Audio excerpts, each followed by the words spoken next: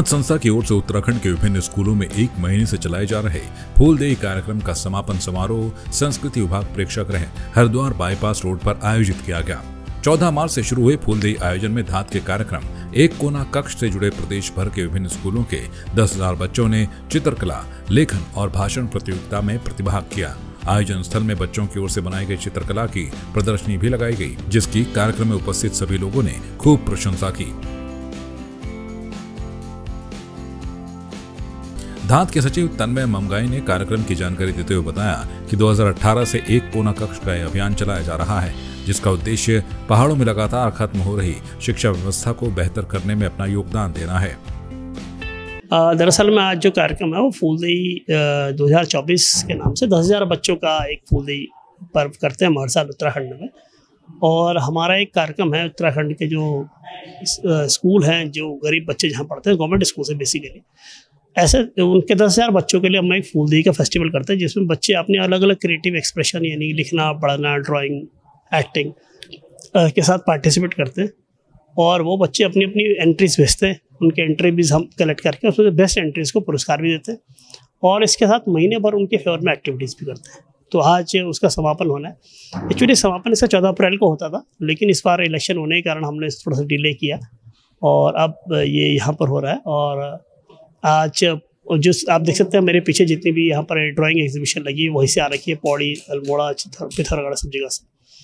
और सबसे अच्छी बात यह है कि ये पूरा जो अभियान है, इसका डिज़ाइन हमने इस तरह से किया है कि इसमें लोग अपने तरफ से किसी भी स्कूल में 100 रुपये मंथली के साथ एक बुक कॉर्नर बनाते हैं और किसी स्कूल को किताबें भेंट करते हैं।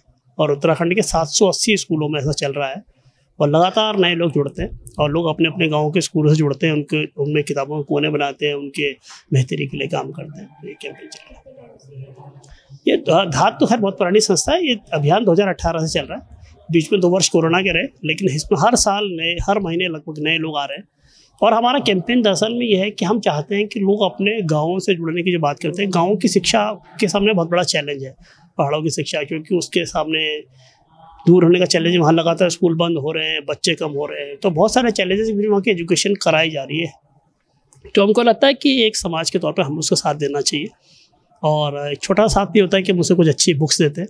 उसके अलावा हमारे बहुत सारे लोग स्कूल के लिए अलग अलग तरह से मदद भी करते हैं और साथ ही गवर्नमेंट से एडवोकेसी भी करते हैं कि उन स्कूलों की बेहतरी के लिए काम करा जाए। तो इस तरह से एक बड़ा कैंपेन चल रहा है और बहुत शानदार चल रहा है। हमें उम्मीद है आने वाले समय में 1000 कोनों तक हम पहुँचेंगे। एक कोना कक्ष के संयोजक गणेश उनियाल ने कहा कि हमारा प्रयास है कि हम हर बच्चे हर स्कूल तक पहुंचे। उन्होंने कहा कि हम इस अभियान के माध्यम से सार्वजनिक शिक्षा की बेहतरी के लिए काम कर रहे हैं, जिसको कि 3 स्तर प्राइमरी, जूनियर, इंटर पर चलाया जा रहा है। मैं गणेश उनियाल और धात में उपाध्यक्ष हूँ और जो एक कोना कक्षा का हमारा कार्यक्रम है उसका संयोजक हूँ। कोना कक्षा का ऐसा था कि सार्वजनिक शिक्षा, आपको पता होगा कि उत्तराखंड में क्या लगभग सभी जगह ये स्थिति हो गई है कि सार्वजनिक शिक्षा से केवल वही समाज रह गया कि जिसके पास और कोई साधन नहीं रह गया। तो वहाँ पर काफ़ी कमियाँ भी हैं, बहुत कुछ चाहिए वहाँ पे, जो कि उन बच्चों को, ताकि उन बच्चों को हम कुछ अच्छा साहित्य, अच्छी चीज़ें, अच्छी पत्रिकाएं उनको उपलब्ध करा सकें। तो उसी को देखते हुए हमने इस कार्यक्रम को शुरू किया और हम इसको 3 स्तरों पे, प्राइमरी, जूनियर और इंटर कॉलेज के स्तर पे चलाते हैं और उनके लिए अलग अलग तरह की किताबें, बाल साहित्य और जीके का और बाल पत्रिकाएं भिजवाते हैं हम उसके लिए। तो ये इसके पीछे सोच ये थी। दूसरा ये था इसके पीछे कि हम समाज को किसी तरह से उन स्कूलों से जोड़ें जिनको की आवश्यकता है विकास की।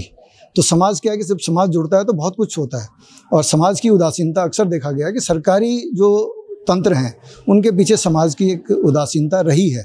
तो हमने उसको भी तोड़ने की कोशिश की है और उसमें हम काफ़ी हद तक सफल भी हुए हैं। तो हमने इस तरह से जो हमने अभी लगभग हम 780 के करीब कोने स्थापित कर चुके हैं। तो आप ये समझ सकते हैं कि हमने इतने ही लोगों को उस कार्यक्रम से जोड़ दिया है, जो कि उन स्कूलों में निरंतर संपर्क भी रखते हैं और उन स्कूलों के लिए कुछ और भी करने के लिए तैयार रहते हैं। धात के केंद्रीय सदस्य विमल रतूड़ी ने कहा कि उत्तराखंड में फूलदेई बाल पर्व के रूप में मनाया जाता है कि बच्चों को किस तरीके से इससे जोड़ा जाए, ये एक महत्वपूर्ण पहल थी। बच्चों को इसे जोड़ने के लिए पेंटिंग का उपयोग किया गया, जिसमें कि उत्तराखंड के 10,000 बच्चों ने हिस्सा लिया है।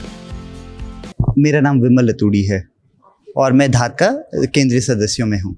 उत्तराखंड में फूलदेई बाल पर्व की तरह मनाया जाता है, तो कैसे बच्चों को इससे जोड़ा जा सकता है, ये एक महत्वपूर्ण पहल थी। तो जब शुरुआत की गई तो एक ड्राइंग एक ऐसी चीज़ है जिससे सभी बच्चे इंटरेस्ट लेते हैं। फिर उसके कई सेगमेंट जोड़े गए, अभी ड्राइंग है, पेंटिंग है और भाषण प्रतियोगिता इस बार जोड़ी गई, और इस बार 10,000 बच्चों के साथ इस कार्यक्रम को किया जा रहा है, जो एक अपने आप में एक बड़ी पहल है।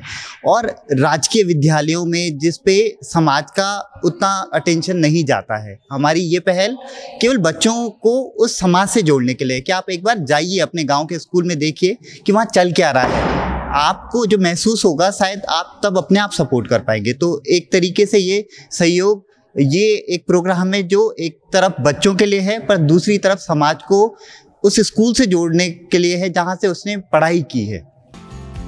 गढ़ गौरव सम्मान से सम्मानित बाल कवि कार्तिक तिवारी पहाड़ी ने कहा कि सरकारी और प्राइवेट स्कूलों में कोई अंतर नहीं है। किसी भी विद्यार्थी की पहचान उसके स्कूल से नहीं बल्कि उसकी शिक्षा और कला से होती है। साथ ही कार्तिक ने पहाड़ की पीड़ा पलायन पर एक कविता भी सुनाई।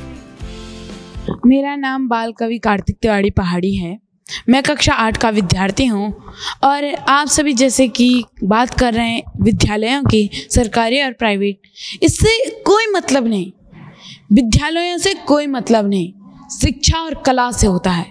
आदमी की पहचान उसके रंग से नहीं, उसके विद्यालय से नहीं, उसकी शिक्षा और उसकी कला से होता है।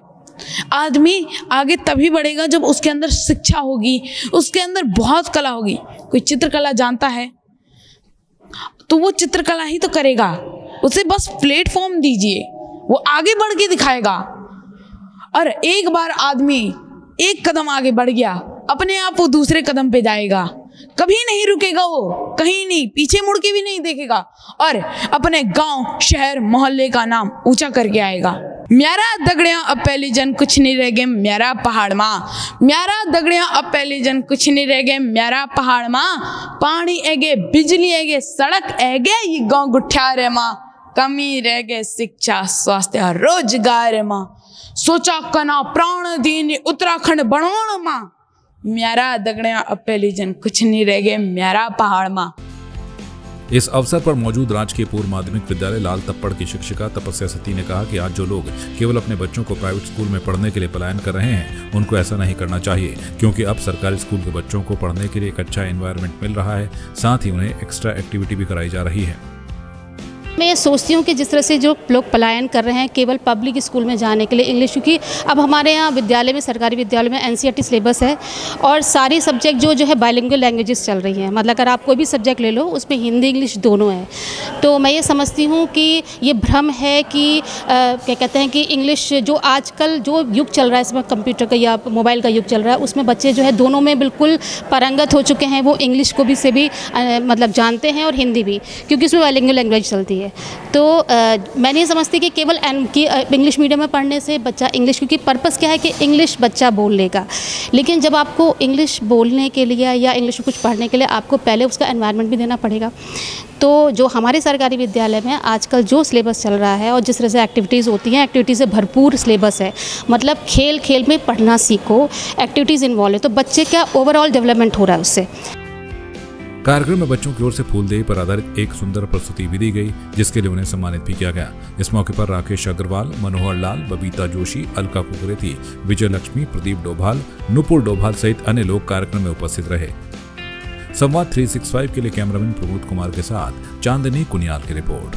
आपकी इस पर क्या राय है, हमें कमेंट कर जरूर बताएं। इसके साथ ही आप हमारे YouTube चैनल को सब्सक्राइब कीजिए। आप हमें Facebook, Instagram, Twitter और कू ऐप पर फॉलो भी कर सकते हैं। और संवाद 365 के साथ एक क्लिक में जुड़ने के लिए डाउनलोड कीजिए संवाद 365 ऐप।